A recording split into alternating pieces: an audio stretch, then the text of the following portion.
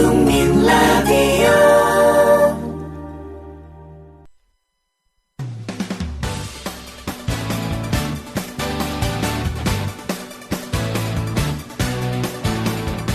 미디어 협동조합 서영석 이사장의 서영석 타임스.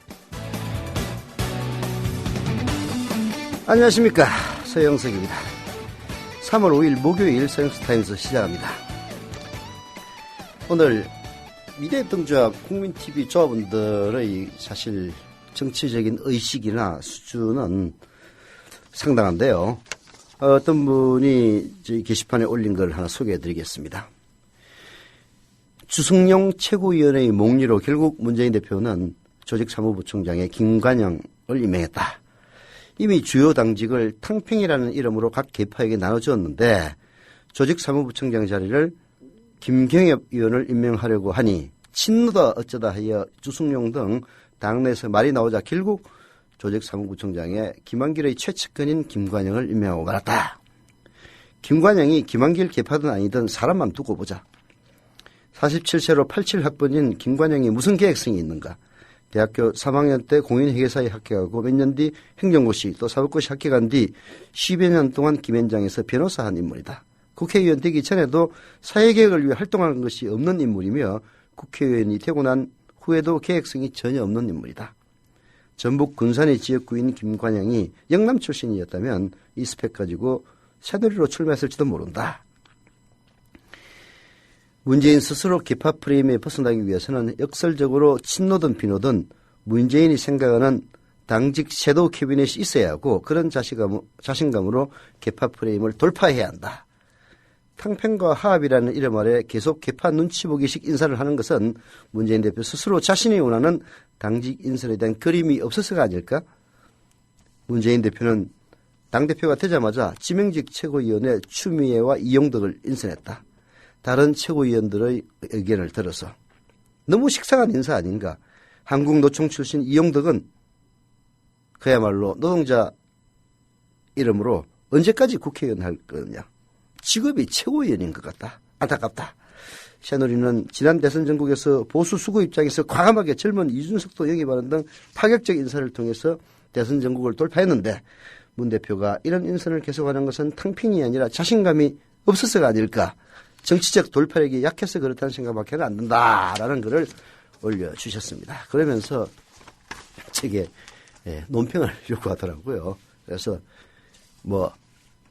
적극적으로 공감하기 때문에 이 내용을 소개해드린 겁니다. 물론 저는 김관영 의원에 대한 저희 조합원의 이런 혹평에 대해서 왈가왈부할 생각은 없습니다. 왜냐하면 김관영 의원의 전력이 그렇다 손 치더라도 충분히 계획적인 인물일 수도 있기 때문입니다. 문제는 이 대목이죠. 문재인 대표가 애초에 조직사무부총장에 김관영 의원이 아니라 김경엽 의원을 임명하려다가 다른 최고위원들이 반발하니까 그것을 처리했다는 대목. 그 대목이 문제인 겁니다. 반발하는 것도 저는 참 문제가 있다고 봐요.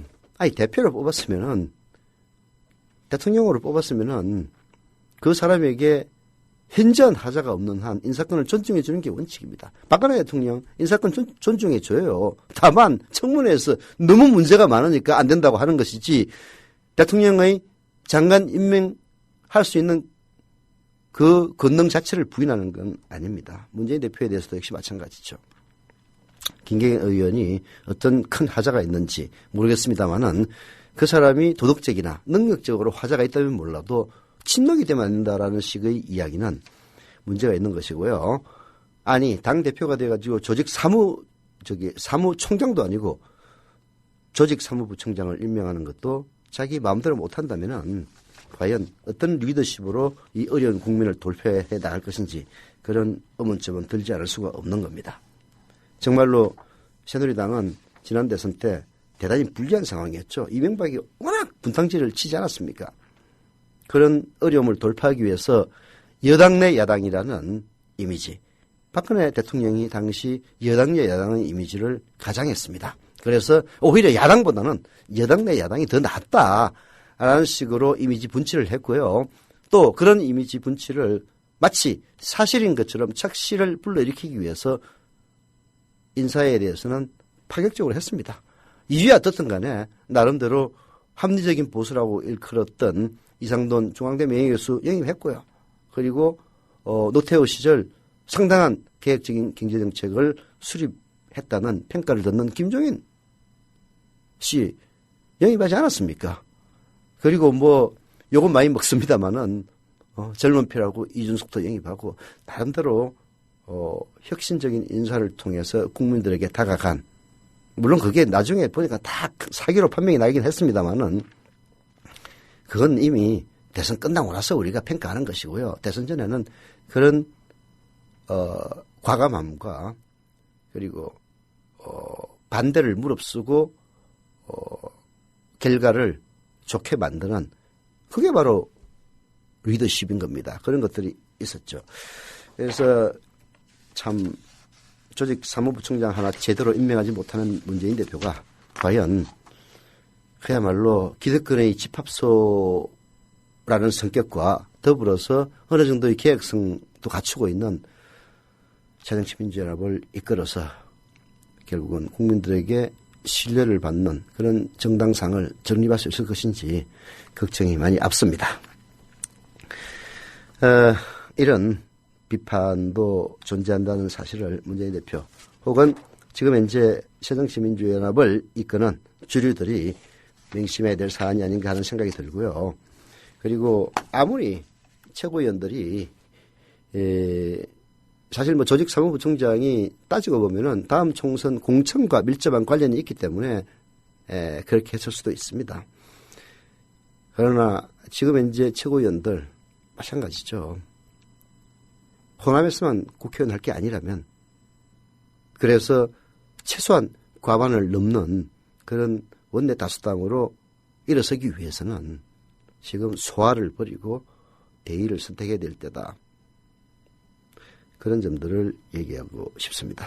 그리고 문재인 대표도 그게 사실 정치력입니다. 걱정을 하는, 기득권을 놓지 않기 위해서 걱정하는 것은 기득권을 조금이라도 쥐고 있는 사람들은 다 마찬가지입니다. 지난 대선 때 집값이 알게 모르게 큰 영향을 미쳤어요. 그 집 40대, 50대, 60대의 유일한 기득권이 집인 사람들 국민 다수입니다. 그 작은 기득권, 그 집값 떨어질까 봐서 결국은 박근혜를 찍었다는 사람들 많지 않습니까?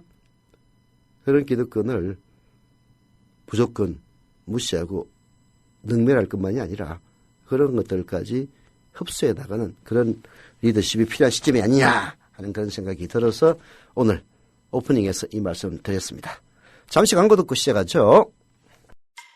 지상철 조합원 신청 광고입니다.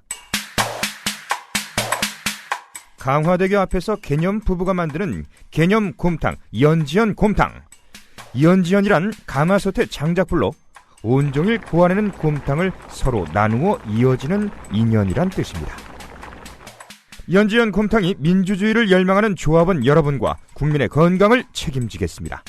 곰탕 포장 판매는 한 팩 800g에 7,000원이며 7팩 이상은 무료 배송으로 드립니다.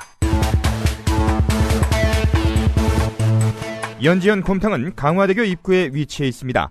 단체 주문 예약 및 포장 주문 전화번호는 010-7252-1114, 010-7252-1114, 031-989-9968.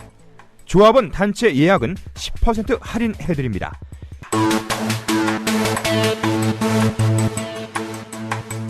포장 판매 금액의 10%는 국민TV 후원금으로 쓰입니다.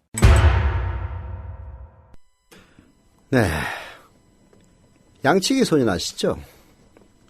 맨날 오지도 않은 늑대가 온다 해가지고 마을 사람들을 놀라게 했다가 정작 늑대가 나타났을 때는 아무도 믿지 않아서 키우던 양들이 다 잡아먹겠다는 그 양치기 소년의 우화. 임금을 올려야 내수가 산다는 이야기는 원론적으로 맞는 이야기입니다. 저희 서영석 타임스뿐만 아니라 그 이전 라디오 비평 시간대에도 늘 저희들이 강조했던 것이 바로 지금 현재 임금을 올리지 않으면은 결국은 소비를 해야 될 계층들이 돈이 없으니 기업들이 오히려 더 망한다. 그래서 임금을 올려야 내수가 산다는 이야기 늘 했습니다. 그러나 그 이야기를 양치기 소년이 하고 나선 게 문제죠. 예. 최경환 부총리가 바로 그 양치기 소년입니다. 김효준 PD. 네, 안녕하세요. 김효준입니다. 네. 양치기 소년이 될지 어떨지 뭐 지금까지야 어땠다고 하든 간에 네. 좀 지켜봐야겠는데 최경환 경제부총리가 어제 한국 경제 상황에 대해서 이 디플레이션 걱정이 크다. 네. 근로자 임금이 올라야 내수가 산다. 이 증세에 대한 사회적 컨센서스 등 네. 여러 얘기를 했습니다. 근데 뭐 이들 얘기는 원론적이죠. 그래도 통상적입니다. 그래서 뭐 그리 큰 의미를 두기는 어려워 보이기도 합니다. 오히려 더 주목되는 발언은 고도 성장기는 다시 오지 않는다는 불편한 진실을 인정해야 한다는 겁니다. 이 최경환 부총리가 부의 쏠림이나 소득 양극화 등 한국 경제 문제점을 성장으로 해결할 수 있다는 전형적인 신기업 성장주의자였다는 점을 떠올리면은 뭐 이 발언 자체는 예사롭지 않다고 할 수 있겠습니다. 제발 좀. 예, 경향사설 먼저 가보겠습니다. 네. 고성장 종언 말만 말고 정책 패러다임 바꿔라. 여기도 제목 보니까 내 얘기는 말만 하지 네. 말라 그 얘기 아니야. 기실 한국 경제는요. 지속적인 성장 정책에도 불구하고 뒤죽박죽인 상태입니다. 3%대 성장률에 사상 최대의 경상흑자, 3만 달러를 눈앞에 둔 1인당 소득 등 수치는 나쁘지 않다고 말하지만 정작 속을 뜯어보면 지뢰밭 그 자체라는 거죠. 경상수지는 수입이 수출보다 더 크게 주는 불황형 흑자에 불과합니다. 국민소득이 늘었다 해도 생활 수준은 후퇴하고 있고요. 경제의 또 다른 축인 내수는 백약이 무효일 정도로 심각한 부진에 빠져 있습니다. 당장 최 부총리가 매진해온 부동산 활성화 정책은 아파트 거래량을 늘렸지만 기대했던 소비 진작 효과는 없는 것으로 확인되고 있습니다. 전월세 인상에 지쳐 마지못해 집을 사고는 있지만 원리금 상환 부담이 커지면서 허리띠를 졸라맨 데 따른 겁니다. 실제로 2008년 826만 원이었던 원리금 상환액은 2013년 1000만 원을 넘어선 데 이어 지난해에는 1175만 원에 달했다고 합니다. 그나마 임금이라도 오르면 버틸만 하지만 그렇지도 못하죠. 고도성장기가 끝났다고 여긴다면 경제정책의 패러다임도 성장 일변도에서 벗어나 이 저성장 시대에 걸맞게 다시 짜는 게 마땅하겠습니다. 우리는 그 시작이 개인의 삶의 질 개선이어야 한다고 믿는다는 게 경향의 입장입니다. 당연히 증세 얘기는 변죽만 울리지 말고 적극적으로 논의해야 되겠죠. 그렇다면 임금 인상도 당위론이 아닌 최저임금의 대폭 인상 등 적극적 정책이 뒤따라야 한다는 그런 얘기입니다. 예. 아니 글쎄 말이야 맞는 얘기지 누가 뭐랍니까. 이제 경제 현실을 아무리 외면하려고 해도 도저히 더 외면할 수 없는 현실에 도달했으니까 예. 이런 얘기를 하는 것 같기는 한데 이 모든 어려움의 근본 배경에는 결국은 중산층의 몰락 그리고 중산층 이하 서민들의 구매력 감소가 이게 있는 겁니다. 예. 그 구매력 감소가 어디에서 비롯됐겠냐고요. 부의 집중, 그다음에 성장의 그 새로운 신산업에 대한 국가적인 투자 미비로 예. 결국은 수십조 원을 신산업에 투자돼야 될 수십조 원이 그냥 삽질을 하는데 다 그냥 투자해가지고 일당으로 가고 일부는 그리고 대다수는 재벌의 사내 유목원만 늘리는데 일조하지 않았습니까? 결국은 경제정책의 실패, 중산층의 몰락, 저소득층의 구매력 감소, 게다가 뭐 경향신문이 잘 지적해놨구만. 특히 이제 30대, 40대. 사실 저기 소비가 제일 많은 계층이거든요. 애들도 크고 하니까 뭐 외식도 해야 되고, 와이프하고 어디 여행도 가야 되고, 이게 제일 구매력이 큰데 아닙니까? 근데 전세값을 인들 올려놓으니까 집을 사게 되고 집을 사게 되면 그냥 공짜로 삽니까? 은행 빚 내면은 원리금 상환해야 될 것 아니에요. 진짜 이 수치는 아주 놀라운 겁니다. 826만 원이었던 게 이제 1175만 원 무려 이게 1인당일 거 아니에요. 그렇죠. 300만 원이 늘었단 말이에요. 연간. 그러면은 1175만 원이라면 매달 100만 원씩 오로지 집에만 들어가야 돼요.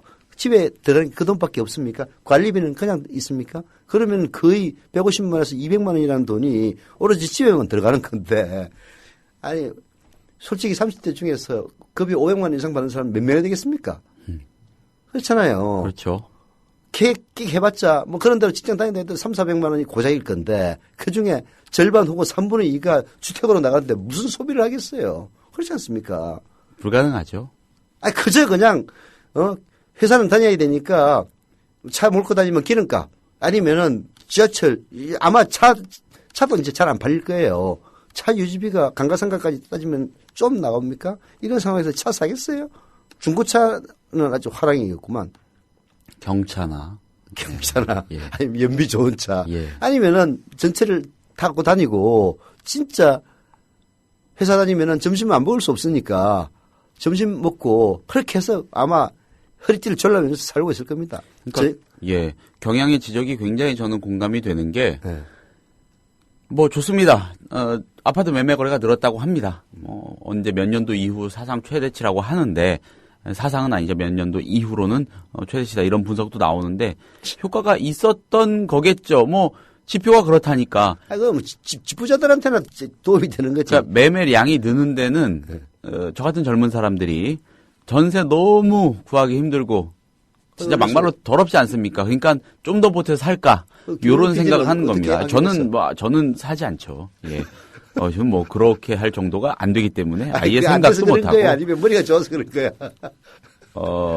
생각을 아예 할 엄두가 대제가 안 뭡니까? 됩니다. 예. 네. 엄두가 안 난다는 게 맞고. 네. 그래서 그런 식으로 해서 그냥 울며 겨자 먹기로. 아니, 예를 들어서 한 3억짜리가 있는데 전세가 2억 7천이라고 하면 3천 넘어돼서 사면 되잖아. 그렇죠. 이거 내가 뭐 하는 짓인가 하는 생각도 해봄직하거든요. 그렇게 해서 빚을 더 내가지고 삽니다. 근데 그런 젊은 사람들이 아마 이 매매량 증가에 영향을 미쳤을 거라고요. 근데 그런 사람들 중에 제가 짐작하기로 대다수는요. 어차피 그 전세를 하려 해도 빚을 내야 했던 사람들입니다. 빚이 조금 더 추가돼가지고 내 집 마련한 건데 그럼 어떡하겠습니까? 돈 안 쓰겠죠. 다른 데 꽁꽁 묶겠죠. 그러니까 평균이 1인당 100만 원씩 오로지 주택 원리금 상환으로만 쓴다는 얘기 아니야. 그렇죠. 그러니까 은행 돈잔치에 힘을 보태주는 꼴이 되는 거고 그게 내수시장에 돌리는 만무한 거죠. 오히려 돈을 더 묶는 거죠. 저는 개인적으로 최경환 부총리가 이런 식의 신호를 줬다는 거에 대해서는 일단 긍정적으로 봐야겠죠. 근데 그에 앞서서 자 좋습니다. 지금까지 부동산 부양책 했습니다. 이만큼 성과라면 성과가 나왔고 패단이라면 패단이 드러났는데 이제 이거는 장기적으로 실패한 거다라고 종식을 공식적으로 선언하고 좀 더 전향적으로 논의할 그런 필요도 있다 이런 생각이 드네요. 솔직하게. 저게 아니 그런 거 하겠어. 아니 뭐 지금이야 워낙 형편이 어려우니까 말하자면은 최경환식 해법으로는 더 이상 해법이 안 나오는 상태에 이제 들어와서 어쩔 수 없이 인정하고 있는 건데. 그렇죠. 과연 부자들을 위한 정권이라는 이 속성을 쉽게 버릴 수 있을 것인지. 게다가 부자들에게는 엄청난 무기가 있습니다. 보수 언론이라고 하는. 예. 뭐 김영란법도 통과되자마자 막 완전히 두들기 패가지고 마치 처음에 김영란법 통과 안 시킬 때는 대한민국이 전부 부패공화국처럼 그렇게 몰아붙이더니 이번에 또 통과시키고 나니까 김영란법이 뭐 천하의 몹쓸 법인 것처럼 그렇게 매다고 있지 않습니까? 마찬가지로 임금을 올려야 된다. 그럼 그 첫 번째 늘어난 부담은 기업이 져야 됩니다. 기업이 진다는 거는요. 어찌 보면은 지금처럼 물건이 안 팔리는 상황에서는 오너들이 그 부담을 해야 된다는 이야기입니다. 그렇잖아요. 오너가 갖고 가던 걸 좀 줄여서 그걸 임금으로 돌려줘야 된다는 얘기거든. 그 욕심 많은 인간들이 그렇게 하겠습니까? 유력한 언론들을 동원해가지고 최경환이 지금 미친놈 빨갱이 아니냐고 씹을 수도 있어요. 사실은. 실제로 하려면은. 그래서 최경환이 뭐 워낙 상황이 안 좋으니까 이따 얘기를 내뱉긴 했습니다만은 실행 가능성은 상당히 회의적이다. 회의적이다. 저는 개인적으로 이런 생각도 해봅니다. 최근에 삼성전자가 임금 동결 결정하지 않았습니까? 삼성이 그렇게 결정을 했으니까 뭐 다수의 기업은 그거하고 유사하거나 적어도 소폭의 아주 최소한의 인상만 하는데 그칠 겁니다.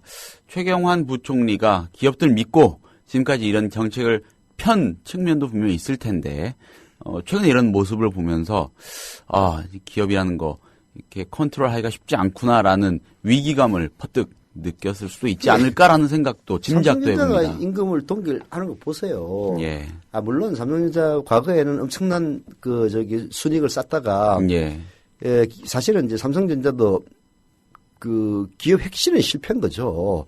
기업 혁신이 제대로 성공을 해서 갤럭시 3라든지 갤럭시 5라든지 갤럭시 노트 3 이런 것들이 세계적인 인기를 끌었다면은 계속 순이익이 늘어났을 거 아니에요. 예. 혁신을 실패했기 때문에 아이폰의 도전에 직면해가지고 엊그제 우리 김현진 PD가 PD 브리핑 했던 것처럼 예. 그러다 보니까 이제 순이익이 떨어지고 하니까 월급 동결하겠다 이렇게 나오는 것 같은데 그러면은 기업의 이익을 좀 줄여서라도 사실은 이제 뭐 삼성은 임금 동결에도 상관없을 겁니다. 그건 워낙 임금 수준이 높은 데니까.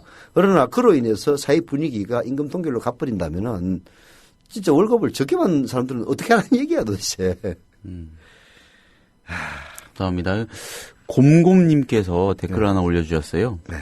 재건축이라는 특수한 상황이지만 잠원동 아파트 전세값 2년 사이에 1억 5천에서 2억 올랐어요라고. 아파트 매매값이 아니고 전세값이요. 그건 뭐 좀 일시적인 수는 있죠. 그 근처에 대규모 재건축을 하게 되면은 예. 거기에 있는 사람들이 대거 나와가지고 어딘가에 전세를 들어가야 되잖아요. 네. 그럼 전세값이 근처에 있는 전세값이 폭등합니다. 뭐 그래도 1억 5천에서 2억이 올랐다는 거는 뭐 어떤 어느 평행대를 얘기하는지는 모르겠는데 네. 대부분 보통 그 기준이 30평행대거든요. 그렇죠. 국민주택 규모의 최고봉 실평수 25.8평인가 7평 하는 거 그걸 얘기하는 걸 건데 그 전세가가 2억 정도 올랐다면 이거는 그 미친 폭등이라고 봐야 되겠죠. 그렇죠. 빚내 가지고 많은 사람들이 전세라도 얻어보려고 어떻게든 하는데 이렇게 생각합니다. 빚 많아지면요.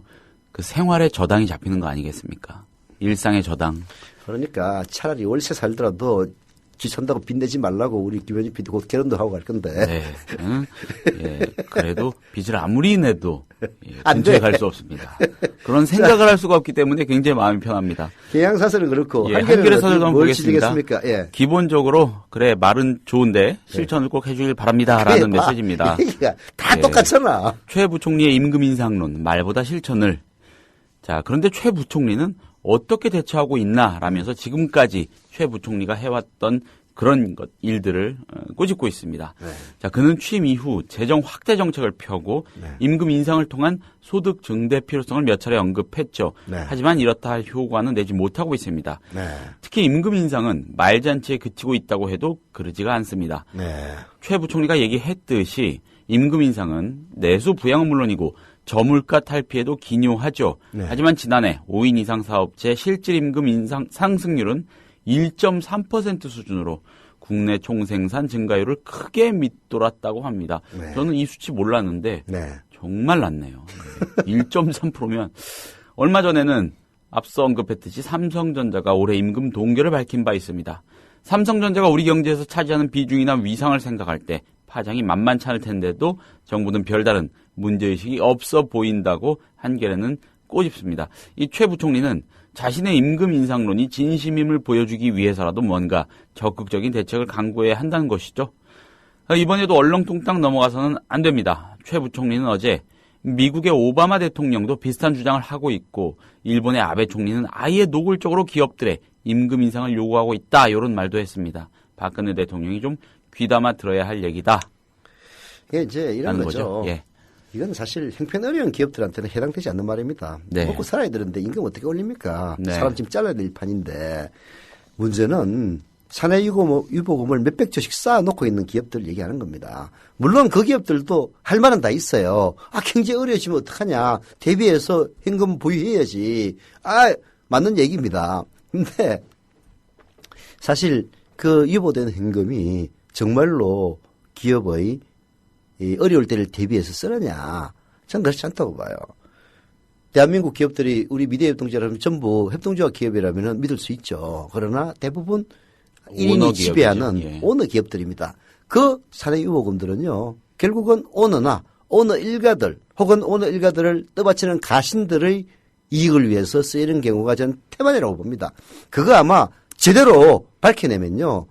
그 직장에서 일하는 월급쟁이들 엄청난 좌절감을 느낄 겁니다.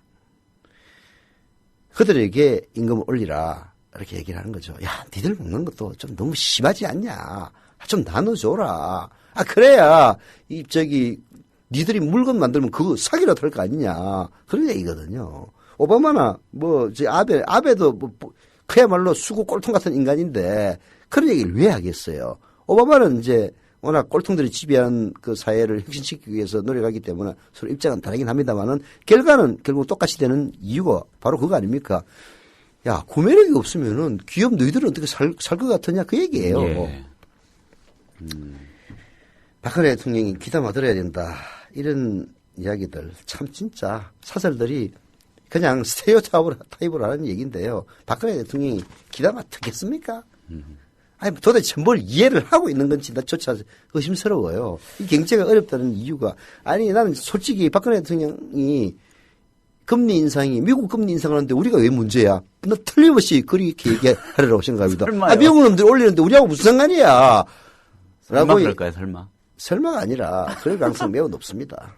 우리나라 금리를 올리는 것도 아니고 미국 금리 올리는데 뭘 그렇게 자꾸 떠들고 난리야. 미국 금리 올리는데 우리가 망하는지 그 이유를 아마 모를 거예요.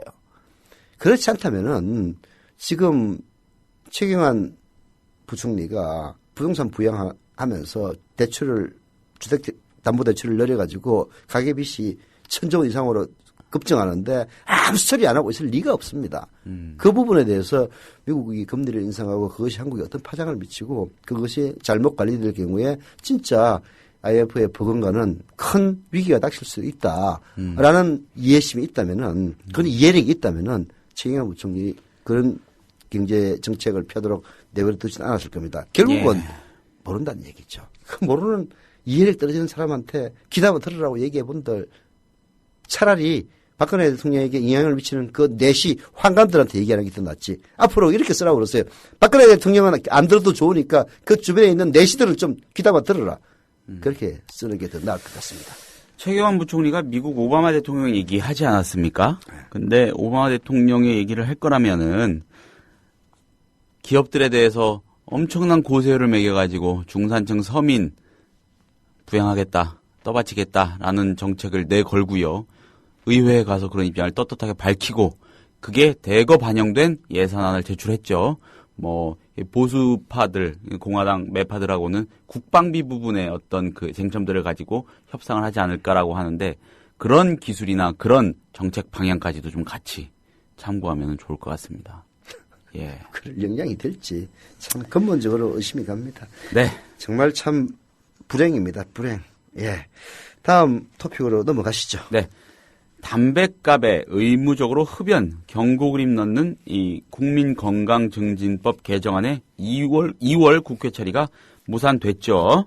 해당 상임위원회인 보건복지위원회는 통과했지만 법제사법위원회가 제동을 걸었습니다. 담뱃값 흡연 경고 그림 의무화 법안이 추진 도중 좌초한 거 이번이 12번째라고 합니다. 국민 뜻을 받아들여 정부가 입안한 정책이 국회에만 들어가면 사장되니 이러고도 국회가 국민의 대의기관임을 자임할 수 있는지 묻고 싶다 이런 목소리가 나올 수밖에 없습니다. 이게 2002년도부터 시작된 거거든요. 예. 이번에 13년째인데 12번 매년 올라갔다는 거죠. 네, 그러니까. 12번 좌절된 겁니다. 예. 이게 결국은 담배사 로비에 우리는 이제 담배사라는 게 KTNG잖아요. 네. 이게 사실 그 국가 공사죠. KTNG가. 예. 그렇죠? 공기업. 공기업이죠. 네. 또 공기업들도 로비를 하나 봐. 얕은 그뿐만이 아니라 또 우리는 외제 담배들도 많이 피우니까 뭐 예. 필립 모리스라든지 뭐 그런 데서도 로비를 할 거예요. 외산 담배 회사들도 굉장히 하겠죠. 굉장히 할 거 아니에요. 예. 그 예를 들어서 흡연 경고 그림 보면요 좀 끔찍해요. 폐 뭐 담배 폈을 때 새까매진 거 이런 거 이제 그런 느꼈다는 얘기인데 그거 하면 아마 매출 많이 떨어질 겁니다. 네. 그런데 그러나 사실 이 정권은 오히려 넣어야 그 담배값 올린 그 정신하고 맞단 말이에요. 그렇죠. 걔들은 담배값을 올리는 게 세금 때문에 올린 게 아니라고 절대 아니라고 얘기하잖아요. 오로지 국민 건강을 위해서 올렸다는 얘기 아니야. 물론 말도 안 되는 거짓말이지. 국민 건강을 위해서 올렸으면 올린 세금을 국민 건강을 위한 데 써야지 전부 다른 데 쓰고 있잖아. 그렇잖아요. 네. 그것부터가 거짓말인데 여하튼 그래도 뭐 간접적인 거짓말이라고 보고 국민 건강을 위해서 담배값을 올린 거라면 사실은 흡연 경고 그림을 넣는데 무조건 찬성을 해야 마땅할 것 아닙니까? 그렇죠. 근데 이 반대를 한 인간이 누군지 아세요? 김진태입니다. 김진태. 예. 그 얘기 해보겠습니다. 예. 경향이 사설을 통해서 그 문제 짚고 있습니다. 아, 그래요? 국회 흡연 경고구림 법안 처리 왜 미적되나? 네. 자, 법사위의 법안 처리 무산 과정과 사유 이해하기 어렵다는 겁니다. 법사위는 흡연권과 행복추구권 침해로 좀 더 논의할 필요가 있다는 김진태 새누리당 의원의 이의 제기를 수용했다고 하죠. 흡연권과 행복추구권을 예. 그렇게 따지는 인간들이 담배값을 왜 올리나? 그러니까요. 그러나 이 법안은 복지위에서 장기간 심의와 보완을 거듭한 끝에 여야가 만장일치로 통과시켰습니다. 또한 김진태 의원이 문제 제기한 흡연권과 행복추구권 훼손, 흡연 그림의 금연 효과는 지난 13년간 전문가와 시민, 국회의원이 수많은 논의와 검토를 통해 충분히 검증한 사안입니다. 뭘 더 논의한다는 말인가 이런 얘기입니다. 새 법안이 여타 법률과 충돌하지 않는지 등을 검토하는 법사위가 법안 내용을 문제 삼아 입법 추진을 지연시킨 것도 문제입니다.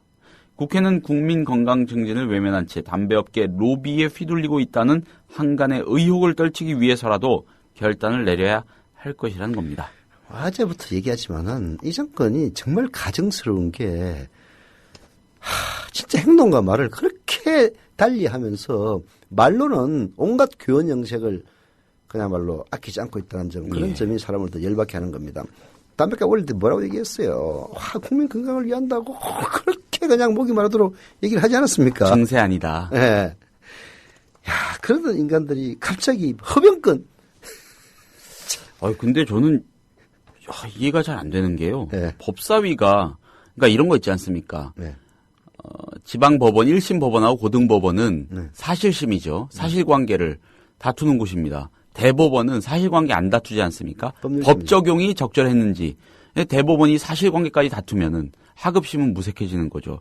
법사위가 그런 거 아니겠습니까? 그렇죠. 그러니까 내용을 가지고 왈가왈부할 수는 없는 거겠죠. 그러니까 물론 법조문이 예. 예를 들어서 다른 뭐 위헌 소지가 있느냐, 네.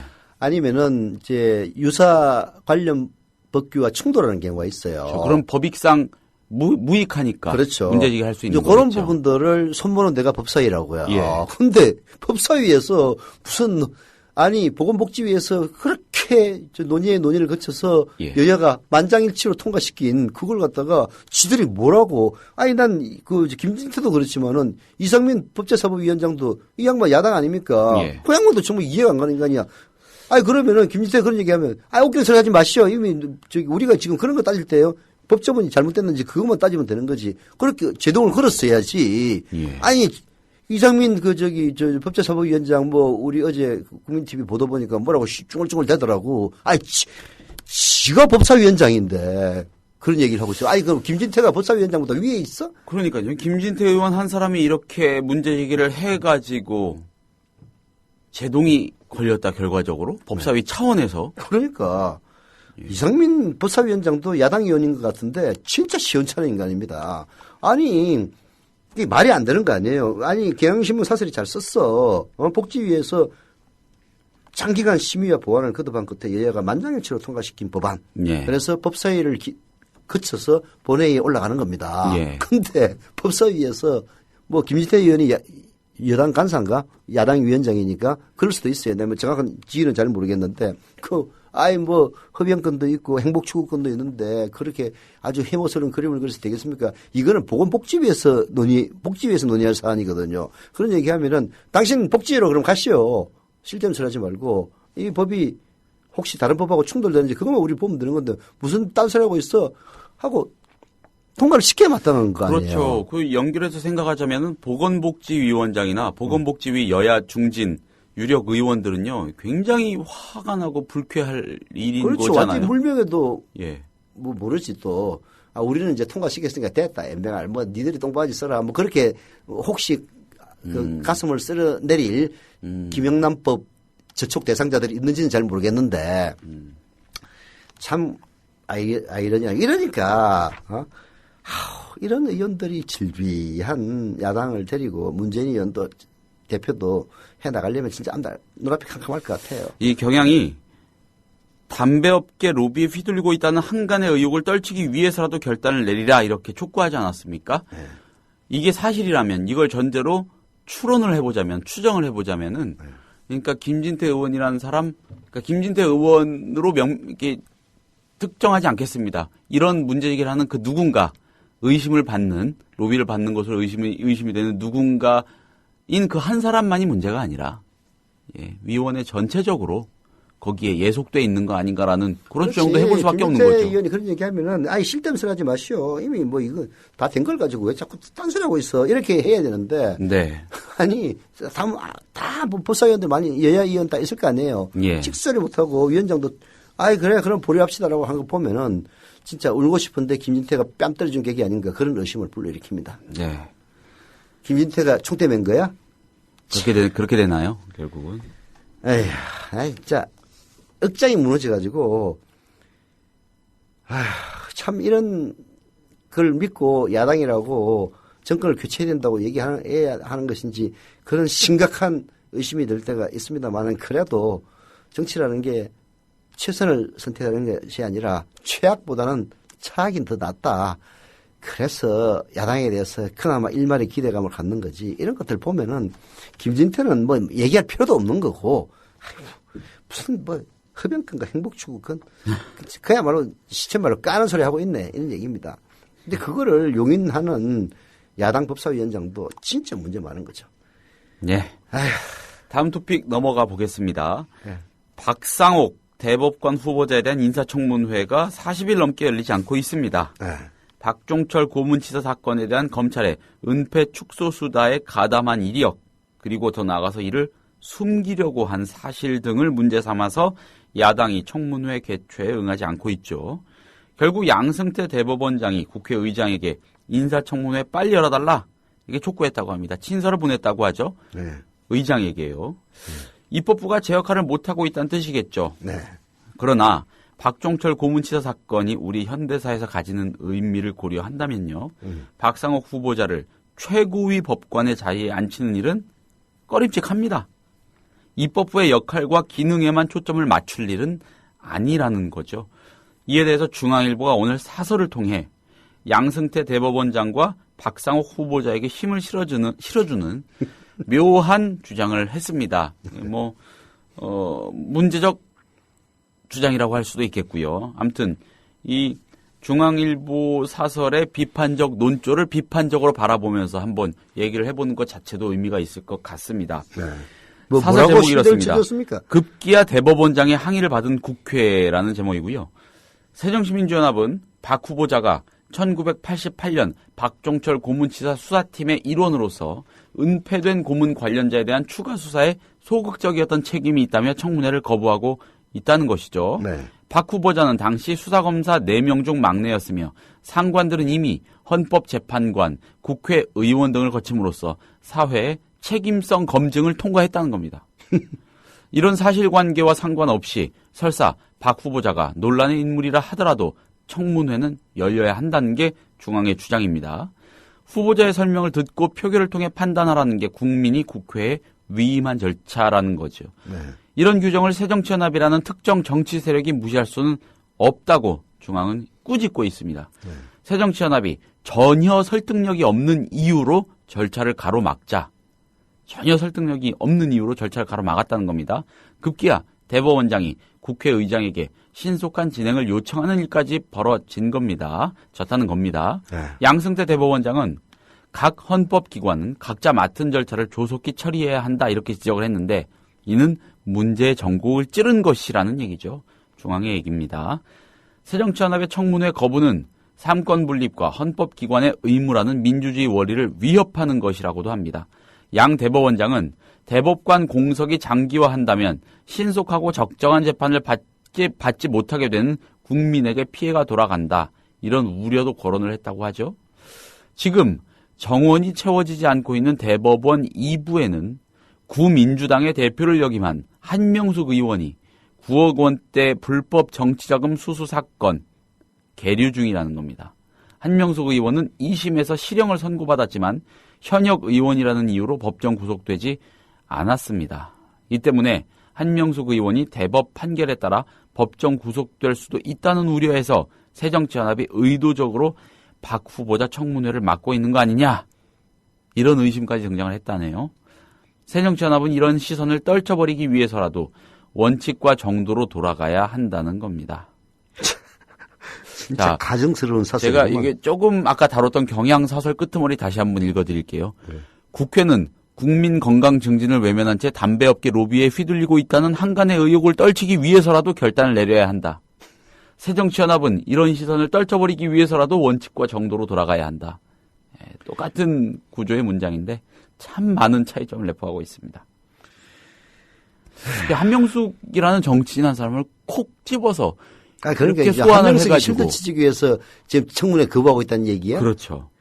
그러니까 말이라고 하는 얘기야 그거를? 그러니까 새정치연합의 주장은 굉장히 쪼잔하고 협소하고 이기적이고 간교한 그런 것으로 프레이밍을 확 해버리는데 참 아무튼 이런 공격력 자체는 정말 날카롭습니다, 진짜. 예. 누가 날카로워. 이거 그냥 하는 얘기지. 아유, 이게, 아니, 상식이 있는 사람이라면, 물론 이제, 뭐, 우리나라에 비상식과 몰상식한 사람들이 많으니까, 이런 중화일보적인 논주에 넘어가는 사람이 있을지는 모르겠는데, 아니, 예를 들어서 정치적인 이유로, 그게 사실은 이제 박상옥이라는 사람이 문제가 있는 거 아니에요. 뭐, 막내는 그러면 아니야? 어? 막내라면, 이게 지금 웃기는 얘기지. 아니, 박성호에서는 이렇게 관대하고, 새정치민주연합에서는 이렇게 혹독할 수가 있냐고. 수사팀의 막내였으면 그 수사 검사가 아니었으며, 맞으면은 더 책임이, 더 책임이 없고, 할 수가 있지. 그리고 그 인간이 헌법재판관이 됐다면, 그때도 엄청난 반대를 받았을 게 빵을 빵짜예요. 그런데도 아마 밀어붙여가지고 됐을 겁니다. 그 과정은 전혀 문제가 없고, 국회의원은 또 다른 문제예요. 국회의원은 뭐 별 인간들이 뭐 정가가 뭐 수십범들도 국회의원 되는 판인데 예. 국회의원은 이제 얘가 될 수 없고 여하튼 이런 식으로 박상호에 대해서는 진짜 이 논설위원이 뭔가를 얻어온 게 아니냐는 의심이 들 정도로 아주 간대하게 하면서 예를 들어서 대부분 2부에 박상호가 안 된다면 다른 사람을 해가지고 그 보임해서 빨리 하면 될 거 아니에요. 아니 그러면은 박상호기를 반대하면 영원히 한명숙에 대한 판결이 안 나나? 그 말 되는 얘기예요? 그렇잖아요. 아니 이게 뭐 약간 담당 헌법재판관이 대법관이 없어가지고 좀 늦어질 수가 있겠죠. 그러나 야당이 반대한다고 해서 대법원 판사를 갖다가 대법관을 영원히 선임 안 할 거냐고. 언젠가는 될 거 아니에요. 그러면은 언젠가는 그 한명숙 사건은 어차피 판결을 받기 마련이에요. 그래서 여기 예로 들을 수 있는 적절한 게 아니죠. 한명숙을 피하기 위해서 박상호를 반대하면 계속 반대하면 한명숙은 계속 그러면 대법원에서 판결 안다고 있나? 말 되는 얘기를 해? 그런 식이라면은 아니 중요한 재판 판결들 계속 뒤로 미루는 그런 정치적으로 이 정권에게 불리해서 판결 미루는 게 한두 개야? 지금 부정선거 재판 그거 뭐 판결 났는지 안 났는지 잘 모르겠는데 그것도 몇 년간 끌었잖아요. 그 끈 사람이 누구야? 양승태 아니야? 그렇게 국민들이 관심이 높은 박근혜를 지지하는 사람들에게 관심이 없겠지만은 박근혜를 싫어하는 사람들은 관심 높은 재판입니다. 그런 재판은 몇 년을 갖다 끌던 인간이 아니 이게 뭐 대법관 청문회를 안 한다고 해서 뭐 천년만년 안 할 거야? 뭐 겨우 늦어져봤자 한 달 정도 늦었을 거 아니에요. 그걸 40일 정도 늦었죠. 40일 늦었을 거 아니에요. 그걸 편지를 보내가지고 그런 얘기를 할 자격이 있는 것인지 그걸 갖다가 부안대동해가지고 진짜 이게 뭐 법대로 하라고? 원칙과 정도를 하려면 박근혜 대통령한테 먼저 얘기를 해야 돼요. 왜 박상희 같은 인간을 갖다가 대법관 후보로 그렇게 할 인간이 없냐? 솔직히 얘기해서 검찰 몫이라며 그런 것들도 좀 깨야 돼요. 검찰 몫이 어디 있습니까? 그렇잖아요. 아니 대법관 숫자를 9명으로 지금 돼 있나요? 그럴 거예요 아마. 그렇게 해가지고 뭐 누구는 어디 목 누구는 어디 목 이런 식으로 하는 모양인데 그런 거나 고칠 생각을 하세요. 무슨 몫이 어디 있어. 그리고 검찰 출신에서 박상욱밖에 인물이 없나? 어디 사람이 없어가지고 박정철 고문치사 사건 때 수사검사로 참여했던 사람을 갖다가 대법관 후보로 추천하고 있어요. 근데 저는 이 사설을 좀 여러 번 읽었어요. 사실 전문을 다 제가 이제 발췌해온 건데 이런 고도의 프레이밍이요.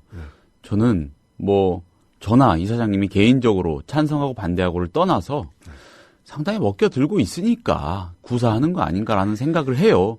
그렇죠. 박상옥 대법관 후보자를 새정치연합이 반대하는 거는 한명숙이라는 중진급 정치인을 지키기 위해서다. 그 사람은 감옥에 가는 걸 막기 위한 짓이다. 이 프레임이 근데 글쎄. 예. 그게 이제 조중동이 무서운 게 그런 거 아닙니까? 그렇죠. 예, 한 목소리로 떠들어 버리면은 예. 사실상 하나의 여론을 형성하는 듯한 그 위력은 많이 줄어들었었는데 지난 대선 때 보니까 그렇더라고. 조중동이 짓기 시작하면은 그 논리를 지상파가 받아요. 이게 조중동은 이제 이미 힘을 잃었는데 일종의 정치적 멘토 역할을 한다니까. 그러면 그 논리를 장악된 지상파 방송이 그 논리를 받아가지고 막 떠듭니다.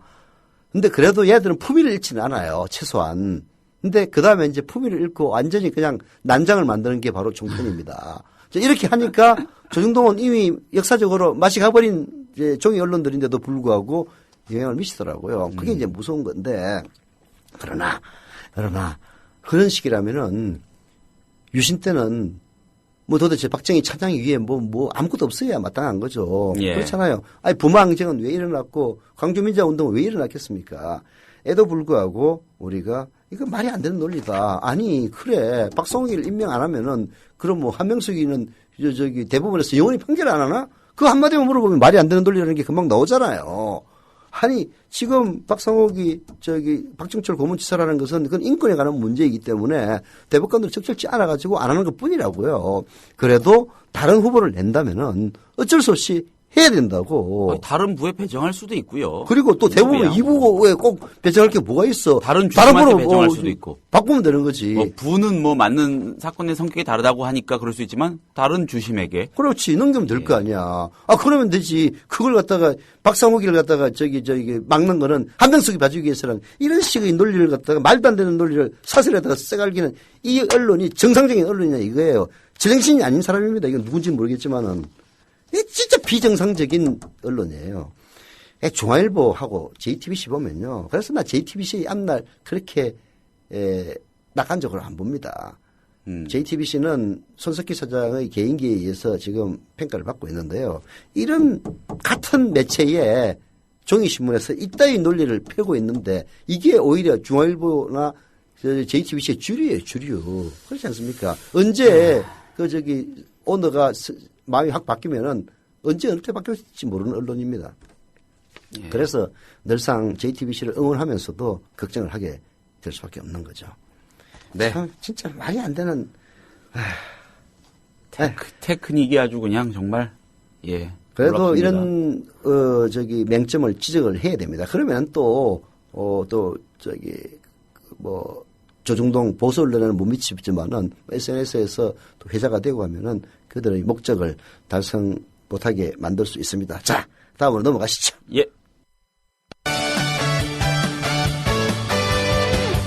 지금 여러분께서는 관록의 정치기자 서영석 미디어 협동조합 이사장이 진행하는 서영석 타임즈와 함께하고 계십니다. 자, PD 브리핑으로 넘어가겠습니다. 김혜준 PD, 오늘 주제는 뭔가요? 예, 오늘 PD 브리핑의 키워드는 네. 이렇습니다. 잉크도 마르기 전에, 네. 인쇄하기도 전에. 네. 입니다. 자, 졸속입법 논란 속에 국회를 통과한 김영란법, 국무회의 공포는커녕 법제처 심의도 끝내기 전부터 수술대 위에 다시 오를 처지에 몰렸습니다. 잉크도 마르기 전에라는 표현이 있는데 그 정도가 아니라 아예 인쇄도 하기 전부터 정치권에서 보완 입법이 거론되고 있는 겁니다. 김영란법. 그렇죠.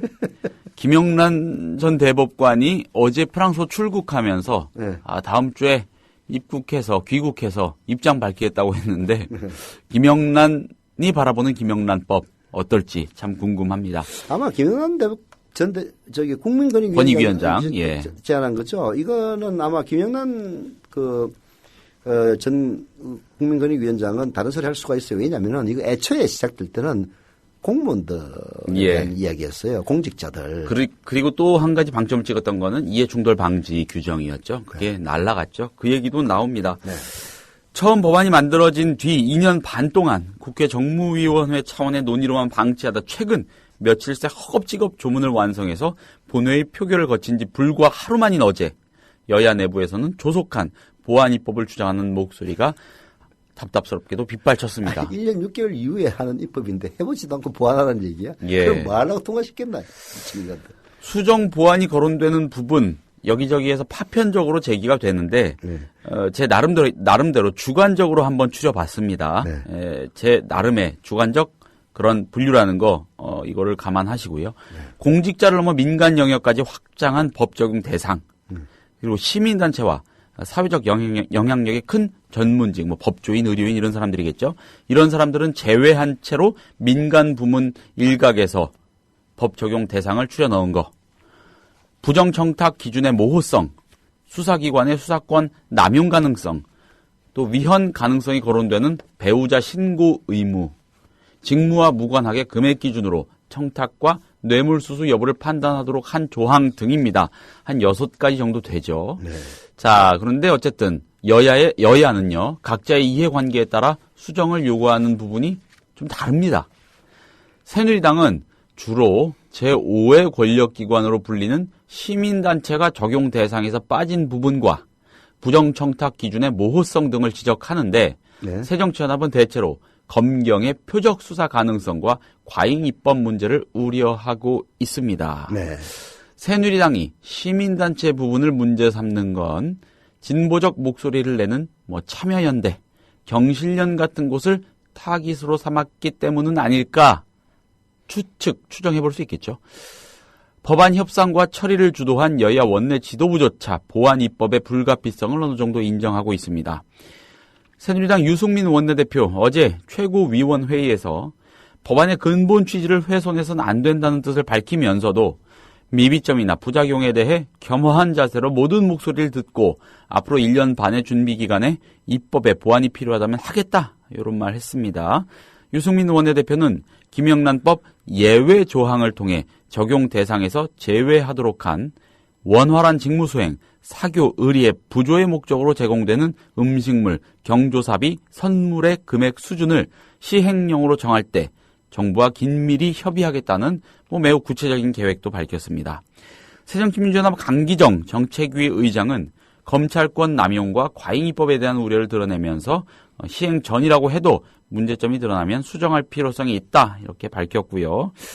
강기정 위원장은 한 라디오 인터뷰에서 가장 걱정하는 부분은 검찰의 권력 남용으로 6개월 전 김영란 전 대법관과 만나 이 같은 우려를 전달한 바 있다면서 검찰권 남용을 막기 위한 부대 의견이라도 달았어야 한다 이런 입장도 밝혔습니다. 네. 야당에서는요. 오피니언 코너에서 신랄하게 강력하게 비판한 인물이긴 하죠. 새정치연합 소속 이상민 국회 법제사법위원장이 담뱃값 경고 그림 법안 통과는 못 이뤘지만 어쨌든 김영란법 보완입법엔 어쨌든 가장 적극적입니다. 아니 이상민이 하려면은 담배값은 통과시키고 이걸 갖다가 보류시켰어야지 그러면은 만약 그렇다면은 아니 전부 다 여기 그렇게 문제가 많다고 그야말로 내가 보기에 지랄 연병 수준이야. 예. 그런 식으로 떠들고 있는데 아니 그러면은 보류시켜야 될 법안을 보류를 안 시키고 그리고 통과시켜야 될 법안을 보류시켰다는 얘기 아니에요. 제정신이야 이 사람이. 예, 감안하시고요. 네. 아무튼 이상민 위원장은 요사이 각종 인터뷰에서요. 네. 문제점을 빨리 보완하는 작업을 국회가 할 거고 나도 노력하겠다. 당초 취지대로 공직자에 한해서 적용해야 한다 이렇게 말을 했습니다. 네. 특히 이상민 위원장은 국회의원만 교묘하게 빠져나갈 조항을 끼워 넣었다는 지적에 오해의 여지가 있는 만큼 국민이 비판하지 않도록 서둘러 빨리 수정하고 보완해야 한다 이렇게 강조를 했습니다. 이 자체만 놓고 보면은 좀 납득이 좀 되긴 합니다. 지켜볼 일이겠습니다만요. 자, 어제 PD 브리핑에서 국회의원들이 정작 자기들에게 가장 민감한 문제는 은근슬쩍 눈을 감고 넘어가거나 빠져나갈 구멍을 크게 만들어 두었다고 지적한 바 있죠. 네. 공직자 가족에서 가족의 범위를 배우자까지로 한정한 것, 네. 사실상의 직무 관련 상납 행위의 성격이 짙은 후원이나 출판 기념회 도서 구입 관행 등 고질적인 문제에 대해서는 아예 언급조차 안 했다는 거, 이런 게 사례라고 하겠습니다. 이런 목소리를 많은 사람들이 내고 있는데 이 목소리가 절대 다수의 의견으로 퍼질지는 두고 봐야겠죠. 개인적으로는 회의적입니다. PD 브리핑 오늘은 여기서 마치겠습니다. 이게 참 미묘한 문제인데요. 사실 예. 이건 이제 공직자의 부패가 나라를 망친다. 예. 해가지고 시작된 것 아닙니까? 예. 내가 듣기로는 왜 언론이 나왔느냐. KBS 때문에 나온 거야. KBS는 공사거든요. 애초에 나올 때요. 네. 애초에. KBS 예. 공사 아닙니까? 공사면은 공직자의 범위에 포함이 됩니다. 사실상 공무원이죠. 그렇죠. 예. 그러면 KBS는 되는데 MBC는 왜 안 되는 거야? SBS는 왜 안 돼? 이런 이제 그 불만들이 터져 나오기 시작한 거죠. 아 그래? 그럼 언론이 다 넣어. 좋아요. 언론이 다 넣는다면은 그러면 어제 우리 그 저기 PD 부장도 얘기했지만은 아 법조에는 공공성이 없나? 더 크지? 의사. 의료인은 없나? 예. 마찬가지지. 아이 그러면은 그 저기 뭐야 가벌 관계에 있는 대기업과 그리고 납품업체들에 대한 비리 그거는 상담은 그럼 그거는 뭐 공공이 아니고 그러면 사적인 영역이야? 아니 뭐 저기 MBC를 갖다가 사적인 영역 저기 KBS의 형평성을 맞추기 위해서 넣는 그런 논리대로라면 다 집어야 될 거 아니야. 그렇잖아요. 형평 입법을 위해서 이 큰 논란을 그러면은 대한민국 결과 전원을 갖다가 포함을 시켜야 돼. 그러면은 형평성 다. 아 그러면 형법으로 규제하면 되지. 뭐 하려고 만드느냐고. 결국은 공직자로 돌아가면 됩니다. 예. 공직자에는 국회의원도 포함돼요. 예. 왜냐하면 공직자라는 거는 세금으로 월급을 받는 사람들 공직자라고 얘기를 하는 거거든. 그렇잖아요. 세금으로 월급 받는 사람들. KBS가 언론이라서가 아니라 세금으로 월급을 받기 때문에 얘기하는 겁니다. 우리가 그 텔레비 한 대 갖고 있으면은 시청료 세금으로 내잖아요. 전기세 예. 합산돼 가지고 네. 언론으로 돌아가는 그 모습. 공직자로 원칙적으로 좁히는 그렇죠. 그게 옳다는 답입니다. 이사장님은 네. 여러분들은 어떻게 생각하실지 모르겠습니다. 어려운 문제인데 앞으로도 이 얘기는 자주 꾸준히 할 수밖에 없을 것 같습니다. 네. 자, 감사합니다. 오늘 순서는 여기서 마치겠고요. 내일 같은 시간에 다시 인사드리겠습니다. 네. 미디어 협동조합 2015년 정기 총회. 미디어 협동조합은 정관에 따라 2015년 정기총회를 3월 7일 토요일 낮 1시 서울 지하철 강남역 4번 출구 인근에 있는 비트비 빌딩 3층 비트캠프에서 개최합니다. 정관과 규약 개정, 2014년 결산 보고서, 감사 보고서, 사업계획서 및 수입 지출 예산서의 보고와 승인 등을 하게 되는 이 자리에는 대의원 본인의 출석이 필요합니다. 대리 출석은 불가능합니다. 자세한 총회 보고사항은 미디어 협동조합 홈페이지 조합 공지사항란에 있습니다. 이 실황은 국민라디오를 통해 생중계됩니다. 3월 7일 토요일 낮 1시 서울 지하철 강남역 4번 출구 인근에 있는 비트빌 빌딩 3층 비트캠프에서 있을 미디어 협동조합 2015년 정기 총회. 대의원 여러분 전원의 참석을 바랍니다.